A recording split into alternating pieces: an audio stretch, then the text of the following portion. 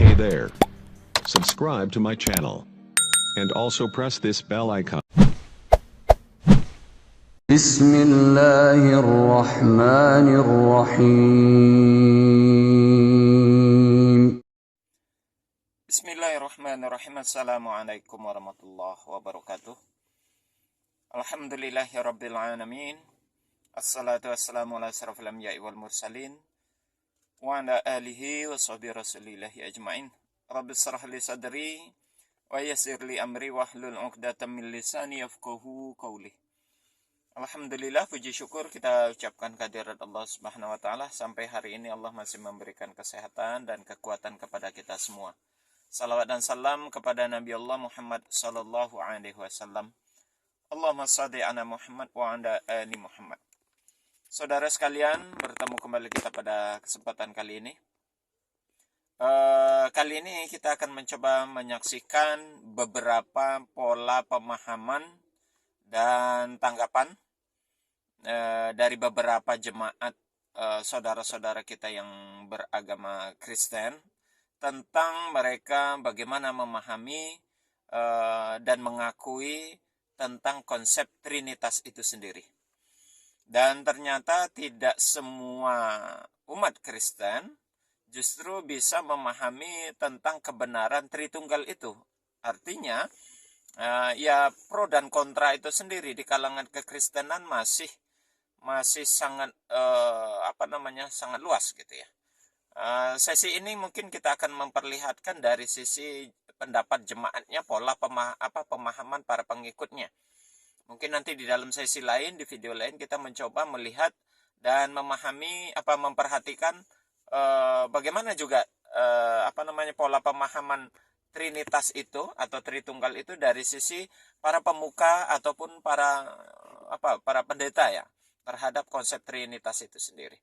Baik saudara, sama-sama kita saksikan bagaimana para jemaatnya atau pengikutnya untuk bisa memahami konsep Trinitas itu sendiri. Saya nggak ngerti kenapa orang-orang di luar sana dijelaskan mengenai kealahan Tritunggal seperti apapun mereka tidak bisa mengerti. Allah Tritunggal tidak menjelaskan ada berapa Allah, tentunya Allah satu. Tetapi apa sih yang ada di dalam diri Allah yang satu itu? Yaitu Allah, firman Allah, dan roh Allah yang tinggal satu di dalam diri Allah. Allah biasa disebut Bapa, firman Allah biasa disebut Yesus Kristus atau anaknya karena menjadi manusia, dan roh Allah biasa disebut Roh Kudus. Jadi ada Allah, firman Allah, dan roh Allah yang tinggal satu di dalam diri Allah yang satu ini. Ini konsep Tritunggal. Semoga mengerti. Amin. Itu mutlak karya Roh Kudus. Untuk itu sesungguhnya kekristenan ini nggak bisa diterima dengan logika. Kekristenan tidak bisa diterima dengan akal sehat. Kalau kita menggunakan akal sehat, nggak mungkin Tuhan jadi manusia. Itu akal sehat kita, saudara. Tapi kekristenan hanya bisa diterima dengan iman. Salam sejahtera. Terima kasih banyak buat siapapun yang mau menonton dan meng-share, membagikan video ini.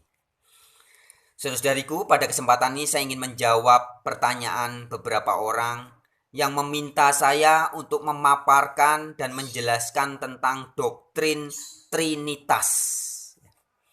Langsung saja perlu saya tegaskan di awal bahwa saya tidak bisa menjelaskan kebenaran doktrin Trinitas. Yang bisa saya lakukan adalah menjelaskan kekeliruan dan kesalahan doktrin Trinitas. Doktrin Trinitas atau Tres Unitas ini bukan suatu istilah yang muncul dari ajaran Alkitab, bukan juga ajaran Yesus Kristus, bukan ajaran para rasul, bukan pula ajaran para nabi.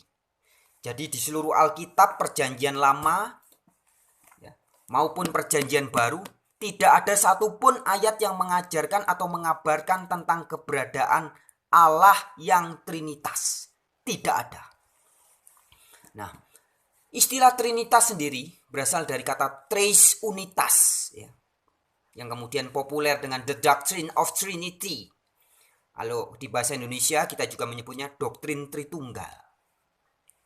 Nah, Trinitas ini awalnya dipopulerkan oleh seseorang yang bernama Tertullianus sekitar tahun 200-an Masehi, ya. Tertullianus ini memberikan sebuah konsep tentang Allah yang 3 pribadi tetapi satu hakikat. Jadi ada 3 pribadi, Allah Bapa, Allah Yesus Kristus, dan Allah Roh Kudus. Yang ketiga pribadi ini satu hakikatnya, yaitu sama-sama Allah Maha Kuasa semua.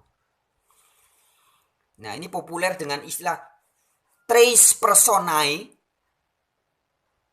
una substantia. Tres personae, 3 persona, 3 pribadi. Una substantia, satu substansi atau satu hakikat. 3 pribadi ini, Allah Bapa Maha Kuasa, Yesus Kristus Maha Kuasa, Roh Kudus juga Allah yang Maha Kuasa. Satu hakikat. Jadi yang satu itu hanya hakikatnya, hanya substansinya. Tapi pribadinya 3. Jadi di surga itu, ya, jadi saya pernah baca satu buku yang membahas tentang, berusaha menjelaskan tentang Trinitas. Digambarkan bahwa di surga itu ada 3 pribadi Allah. Yang ketika berkarya 3 pribadi Allah itu seperti konser. Jadi kemana-mana bersama-sama, konser bareng, ada trio konser, ya. Ya, baik saudara, sudah sama-sama kita saksikan dan kita lihat bagaimana penjelasan ya, pola pemahaman ya, mereka meyakini tentang konsep Trinitas itu sendiri. Ya, memang ini suatu dilema ya. Saya katakan dilema. Sudah berabad-abad, 20 abad lamanya kurang lebih, tentang konsep Trinitas itu dibincangkan atau dibicarakan atau ditanamkan atau diyakini oleh saudara-saudara kita yang beragama Kristen. Namun sampai detik ini, namun sampai saat ini memang masih belum ada titik akhir, belum finish lah. Bagaimana mungkin itu bisa diyakini dan dipercaya oleh kalangan di luar Kristen?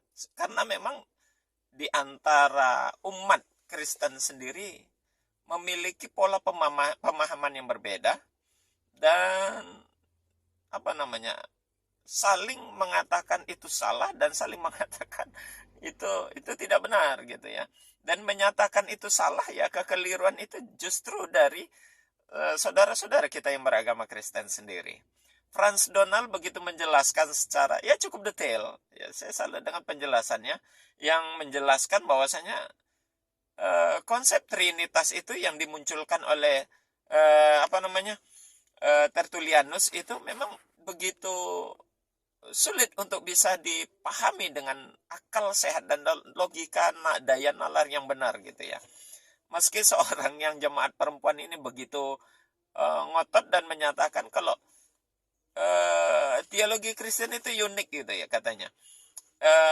Kalau memang dipikirkan secara logika itu tidak bisa ya, karena memang Kristen atau kekristenan bukanlah satu keyakinan yang diterima oleh akal sehat. Jawabannya bagaimana mungkin saudara? Allah memberikan kita akal ya, Allah memberikan akal yang seharusnya untuk konsep mendasar itu sendiri harusnya bisa diterima dengan akal sehat yang mudah.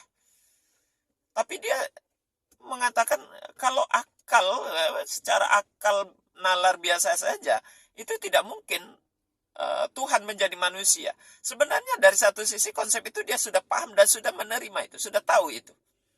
Tapi memang doktrin itu luar biasa, pengaruhnya begitu kuat sehingga sulit untuk bisa menerima kebenaran yang hakiki itu.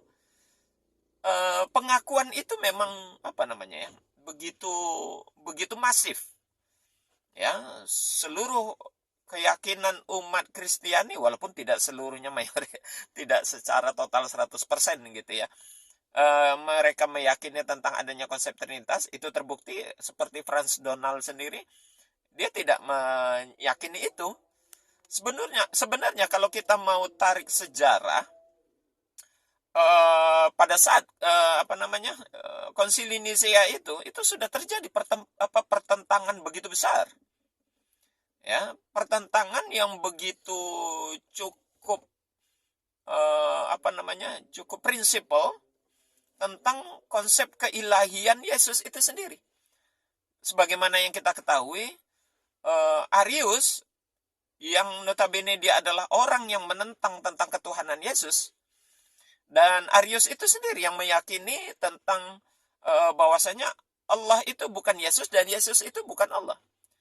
Yesus itu ciptaan Allah dan Yesus bukanlah Allah. Itu menurut pengakuan Arius waktu itu.